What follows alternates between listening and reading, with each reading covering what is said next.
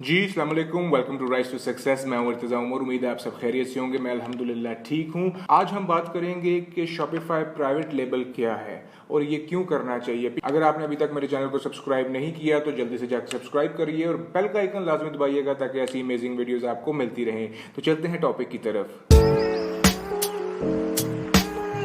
तो जी last video में हमने डिस्कस किया था कि शॉपिफाई ड्रॉप शिपिंग की बजाय आपको प्राइवेट लेबल करना चाहिए। अगर आप शॉपिफाई ड्रॉप शिपिंग में इंटरेस्टेड हैं तो पहले जाके वो वीडियो देखिए ताकि आपको इस वीडियो की बेहतर अंडरस्टैंडिंग हो सके। मैं लिंक डिस्क्रिप्शन में भी डाल दूंगा और आप मेरे चैनल पर भी जाके वो वीडियो देख सकते हैं। तो जी प्राइवेट लेबल क्या होता है?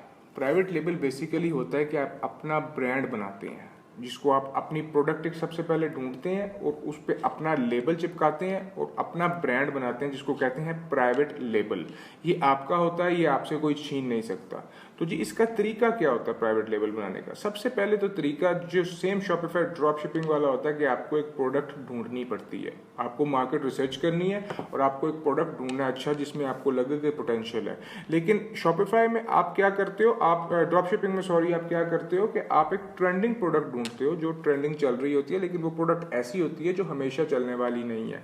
तो प्राइवेट लेबल में मेरा आपको मशवरा ये है कि आप थोड़ी सी एवरग्रीन साइड पे जाएं, कोई ऐसी प्रोडक्ट ढूंढें जो हमेशा चलती रहे या बहुत लंबे अरसे तक चलती रहे, क्योंकि आप इधर अपना एक ब्रांड बना रहे हैं। आपको वो प्रोडक्ट नहीं चाहिए जो आज ट्रेंडिंग में और 6 महीने बाद जो है वो बिल्कुल जीरो पे चली जाए। आपको ऐसी प्रोडक्ट चाहिए जिसकी आज भी डिमांड है और फ्यूचर में भी डिमांड है। लेट्स सपोज जिस तरह डिस्पोजेबल प्लेट्स हैं, डिस्पोजेबल प्लेट्स की डिमांड तो हमेशा रहनी है। तो डिस्पोजेबल प्लेट्स अगर आप अपने नाम से अपने प्राइवेट लेबल पे लॉन्च करोगे और उस पर एड्स चलाओगे और उसको मार्केट करोगे और इवेंचुअली आपका एक ब्रांड बन जाएगा कि लोगों को पता होगा कि यार अच्छा डिस्पोजेबल प्लेट्स अगर खरीदनी है तो वो सबसे अच्छी इस ब्रांड से मिलती है। इसी तरह डिस्पोजेबल प्लेट्स के अलावा टी शर्ट्स हो गई, किचन आइटम्स हो गई और बेशुमार और आइटम्स है। मतलब कि कोई भी प्रोडक्ट जो आप ड्रॉप शिप करना चाह रहे हैं, अगर आप पाकिस्तान में ड्रॉप शिप करना चाह रहे हैं और आपको पता है कि इस प्रोडक्ट की मार्केट में डिमांड है, तो आपको वो प्रोडक्ट बजाय ड्रॉप शिपिंग के अपने ब्रांड से लॉन्च करना चाहिए। और अपना ब्रांड बनाना कोई इतना मुश्किल काम नहीं है। आपने सिर्फ उस प्रोडक्ट का सप्लायर ढूंढना है और उस सप्लायर को आपने बोलना है कि जिधर आपने ब्रांड नेम लिखा है उस पर आपको आपका ब्रांड नेम चाहिए, और अगर नहीं लिखा तो भी उसको कहेंगे मुझे ब्रांड नेम के साथ चाहिए। ब्रांड नेम उसको आप बताएंगे। लोगो आप बिल्कुल आराम से बना सकते हैं, लोगो बनाना भी कोई इशू नहीं है। अगर आपको लोगो बनाना नहीं आता तो आप fiverr.com पे जाइए और आराम से किसी को $5 $10 दीजिए और वो आपका लोगो आपकी मर्जी के मुताबिक बना देगा। अगर आपको लोगो बनाना आता है तो आप लोगो बनाइए और बिल्कुल ईजी है लोगो बनाना। आप canva.com पे जाके फ्री में अपना लोगो बना सकते हैं।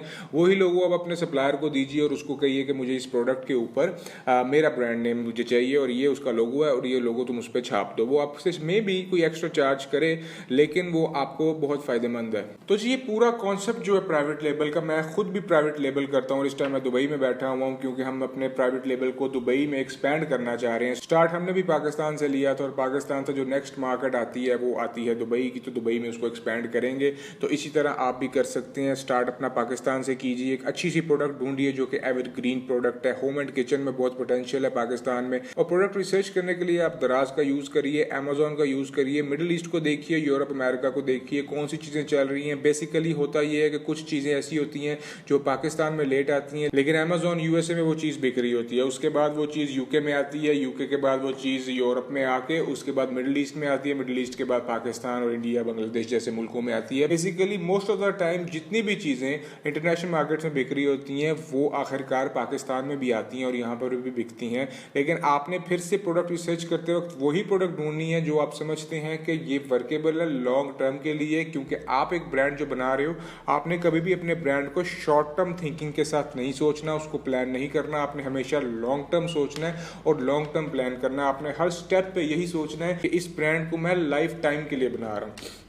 अब अगर आप और मुझसे एग्जांपल्स मांगें और आप और मुझसे निशेस मांगें जो पाकिस्तान में वर्केबल है, तो मैं आपको बताऊं कि जो फिटनेस की नीश है वो बहुत वर्केबल है। उसमें भी कंपटीशन रिलेटिवली कम है। जो आप लोग अपने ये शेकर बॉटल्स होती हैं और जिम के गारमेंट्स होते हैं, शॉर्ट्स होती हैं, ये वाली चीज़ें जो हैं ये भी बहुत ज़्यादा वर्केबल है। और उसके अलावा होम डेकोर में बहुत पोटेंशियल है। ये मैंने देखा है कि इसमें काफ़ी कम लोग काम कर रहे हैं। कुछ लोग आए हैं जो ये वॉल हैंगिंग्स वगैरह पे काम करते हैं, CNC मशीन्स लगा के जो लोग वॉल हैंगिंग्स बनाते हैं वो बहुत अच्छा बिजनेस है और आजकल मार्केट में पाकिस्तान की काफ़ी इन है। उसके अलावा आप होम डेकोर में आ सकते हैं, डेकोरेशन पीसेस में आ सकते हैं, जिस तरह के ये मैंने डेकोरेशन पीसेस पड़े हुए हैं इस तरह के, और बेशुमार डेकोरेशन पीसेस बहुत बहुत खूबसूरत।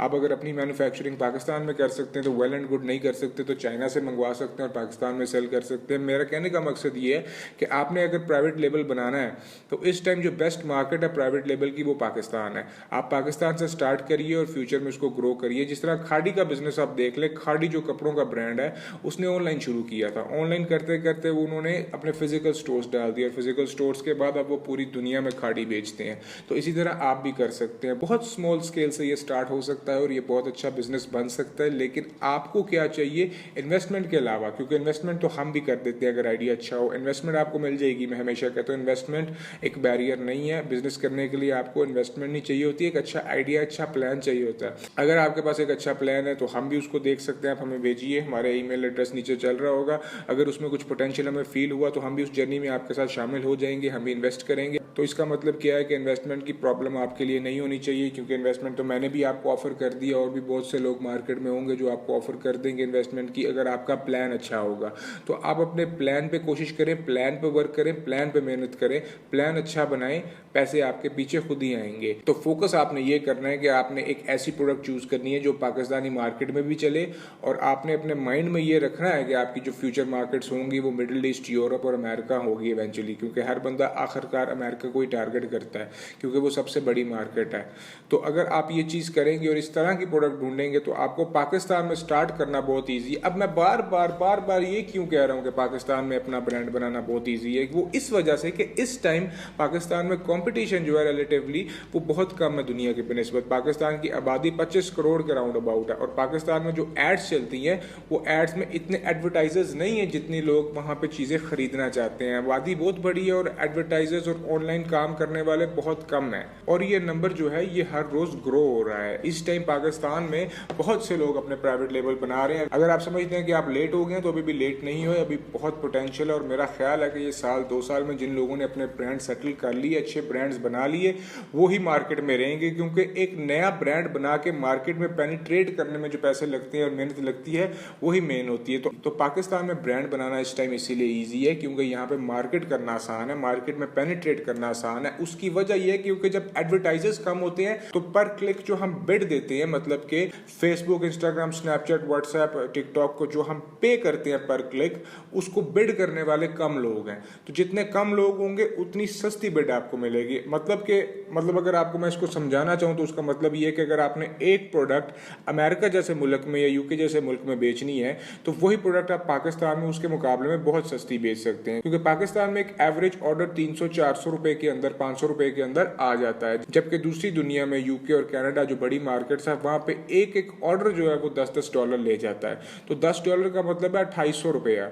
एक जगह पे आपको उसी प्रोडक्ट का ऑर्डर 400-500 में आ रहा है और एक जगह पे उसी प्रोडक्ट का ऑर्डर आपको 250 में आ रहा है। तो आप डिफरेंस देखें कितना बड़ा है। तो इसी वजह से जो है ना, लोगों को अब ये समझ आई है कि पाकिस्तान में अगर आप एक चीज को कामयाब कर देते हैं तो पाकिस्तानी तो पूरी दुनिया में है। तो आपके लिए बहुत आसान होता है अपना एक ऑलरेडी बिल्ट अप ब्रांड जो अच्छा फेमस हो पाकिस्तान में, उसको इंटरनेशनली एक्सपैंड करना बहुत इजी होता है कंपैरेटिवली कि आप किसी यूरोपियन कंट्री में या अमेरिका में जाकर डायरेक्टली एक ब्रांड बनाने की कोशिश करेंगे, क्योंकि आपकी ना तो कोई बेस होगी और आपको बहुत ज्यादा पैसा चाहिए होता है। वर्केबल जरूर होता है, लेकिन जब आपके पास एक बेहतर ऑप्शन होगी तो आप क्यों उस मुश्किल रास्ते पे जाना चाहते हैं जब आपके पास बहुत आसान रास्ता है जिसमें आप बहुत जल्दी प्रॉफिटेबल भी हो सकते हैं, बजाय आपकी टोटली ब्लीडिंग होती रहे। पाकिस्तानी मार्केट में आप बहुत जल्दी प्रॉफिटेबल हो सकते हैं। और पाकिस्तान की प्रॉफिट की अगर बात करें मार्केट में, तो इस टाइम प्रॉफिट जो है वो रियलिस्टिक प्रॉफिट की अगर मैं बात करूं तो वो 10 to 30% है, मतलब 10% से लेके 30% तक प्रॉफिट है। इसमें मैं नेट प्रॉफिट की बात कर रहा हूँ। ग्रॉस तो ज्यादा होता है, लेकिन एडवर्टाइजिंग में, मार्केटिंग में उसके पैसे हमारे जाया होते हैं।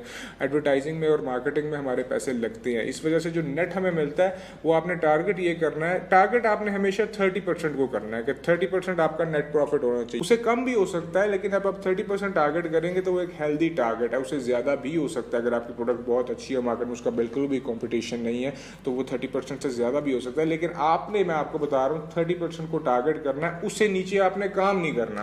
क्यों नहीं करना? क्योंकि आज जब आपने एक चीज़ शुरू करनी है तो आपके पास बहुत सी ऑप्शंस हैं। आज आप रिसर्च कर सकते हैं, नई प्रोडक्ट ढूंढ सकते हैं, लाखों करोड़ों प्रोडक्ट्स हैं।